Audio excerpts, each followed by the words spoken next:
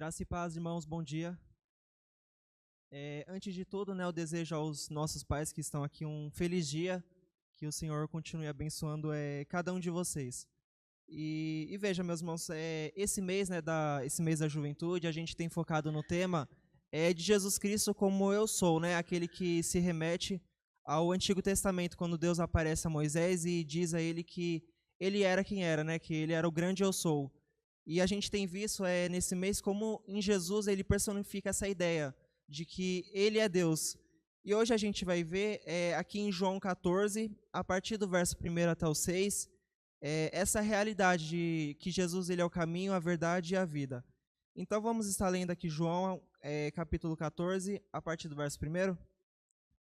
Diz assim o texto, eu estou aqui na versão NVI, diz assim: que o coração de vocês não se perturbem, creiam em Deus, creiam também em mim. Na casa de meu pai há muitos aposentos. Se não fosse assim, eu teria dito que vou preparar lugar para vocês. Quando eu for preparar lugar, voltarei e os levarei comigo, para que vocês estejam onde eu estiver. Vocês sabem o caminho para onde eu vou. Tomé então lhe disse: Senhor, não sabemos para onde vais. Como então poderemos saber o caminho? Então Jesus respondeu: Eu sou o caminho, a verdade e a vida. Ninguém vê ao Pai a não ser por mim.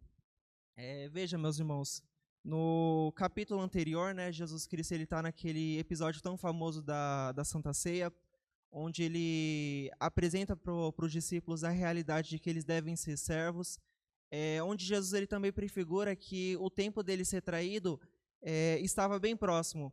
Então esse trecho aqui que a gente leu agora, ele faz parte desse longo discurso e desse último discurso que Jesus Cristo ele apresenta, né, antes de ser entregue ali por Judas, antes de caminhar ali para a cruz.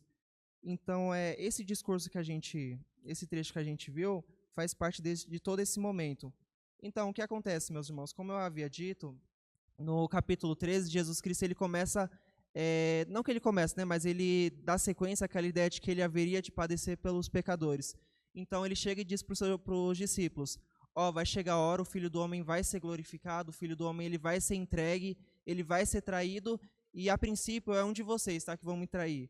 Então Judas ele sai ali daquele episódio, daquele momento, para entregar a pessoa de Jesus Cristo. Então quando tá só os seus discípulos ali, ele apresenta para eles, ele enfatiza a realidade de que ele iria para o Pai, de que ele iria deixar os seus, e depois voltaria, né, depois voltaria e resgataria o seu povo. Então, Tomé, né, meio desconhecido, ele fala: mas Senhor, a gente não sabe para onde você vai, como assim? A gente não sabe nem o caminho, quanto mais o destino que o Senhor quer chegar. Eu acredito aqui, meus irmãos, que Tomé ele não prestou atenção, porque no verso 2, Jesus Cristo ele já havia dito: eu vou para o Pai. Então, logo em seguida, Tomé ele pergunta: mas Senhor, mas para onde que você vai? Daí Jesus Cristo ele responde: eu sou o caminho, eu sou a verdade, eu sou a vida. O caminho do Pai passa por mim. Então veja, meus irmãos, quando a gente olha para esse versículo tão famoso, normalmente a ideia que a gente tem é aquela ideia de que todas as demais religiões estão erradas e eles falham na tentativa de se achegarem a Deus. E essa é uma aplicação válida, é uma aplicação genuína, realmente. Todas as religiões que não professam a pessoa de Jesus Cristo não podem dizer com garantia que tem acesso ali ao Pai, né, ao nosso Deus. O aspecto que eu quero pegar aqui, meus irmãos, é mais para o nosso público evangélico mesmo, cristão. Eu quero apresentar, né, um outro aspecto, onde o Jesus que nos leva ao Pai é o Jesus Cristo conforme revelado nas Escrituras. Veja, meus irmãos, por que isso é importante? Nos dias de hoje, né, nós temos diversas versões da pessoa de Jesus Cristo. Pensa, por exemplo, nos esquerdistas, nos comunistas, que pintam a imagem de um Jesus Cristo que odeia os ricos, odeia os religiosos, mas que ama os pobres e as prostitutas. É uma versão danificada da pessoa de Jesus. Pensa, meus irmãos, por exemplo, nas igrejas neopentecostais que pintam a imagem de um Jesus Cristo curandeiro, uma imagem de um guru que quer te dar uma vida abençoada. É um outro exemplo de imagem distorcida de Jesus. E também nós podemos ver claramente aquela apresentação que fazem de Jesus Cristo nas igrejas inclusivas. Pense, por exemplo, onde eles pintam um Jesus sem ira, um Jesus que não repudia o pecado, e por aí nós vamos seguindo. Então, meus irmãos, é extremamente complicado essa ideia quando nós projetamos um Jesus Cristo que não conforme revelado nas Escrituras, porque esse Jesus ele não é capaz de nos levar ao Pai. Se nós não estivermos ancorados na palavra de Deus, se nós não conhecemos Jesus Cristo por obra do Espírito, conforme revelado nas Escrituras, nós não podemos dizer que nós somos reconciliados com o Pai, né?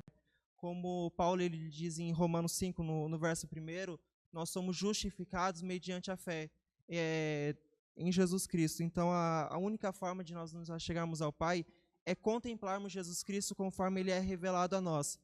Veja, meus irmãos, um teólogo que eu gosto bastante, né, João Calvino, ali do século XVI, ele, comentando esse capítulo aqui, ele disse algo muito interessante sobre essa ideia de religião que busca desconectar Jesus Cristo conforme revelado nas Escrituras. Abre aspas, ele disse assim: por essa razão, toda teologia, quando alienada de Cristo, isto é, separada de Cristo, é não só vã e confusa, mas também nociva, enganosa e espúria. Porque ainda que os filósofos às vezes pronunciem ditos excelentes, contudo, nada tem senão o que é transitório e contaminado de sentimentos ímpios e errôneo. Então, meus irmãos, realmente essa ideia de que toda religião que se propõe nos levar a Deus, nos conectar a Deus, que não esteja ali fiel, que não esteja arraigado na verdade de Jesus Cristo conforme apresentado para a gente, é uma religião falsa, é uma religião enganosa, é uma religião que não nos pode trazer segurança eterna. Isso é extremamente complicado. E para a gente estar finalizando, talvez você esteja chegando aqui e tenha se perguntado: ué, mas como que eu sei então que eu estou adorando o Jesus Cristo correto? Como eu sei então que eu tenho acesso ao Pai por meio de Jesus conforme revelado? O apóstolo Paulo, ele é brilhante, né? Não é curiosidade para ninguém, isso aí não é novidade para ninguém. E o apóstolo Paulo, em 1 Coríntios 15, do verso 3 ao 4, ele meio que dá um resumo assim, do evangelho, né, que nós costumamos dizer. Ele diz assim: pois o que primeiramente transmiti a vocês foi o que também recebi, que Cristo morreu pelos nossos pecados, segundo as Escrituras, foi sepultado e ressuscitou no terceiro dia, segundo as Escrituras. Quer saber qual Jesus que nos justifica diante do Pai? É o Jesus Cristo que veio, que encarnou, que nasceu por obra do Espírito, que viveu uma vida perfeita, morreu pelos pecadores, morreu pela sua igreja, ressuscitou ao terceiro dia e hoje vive e reina ao lado do Pai. É esse Jesus Cristo que nós confessamos, é esse Jesus que nós devemos nos agarrar. Amém?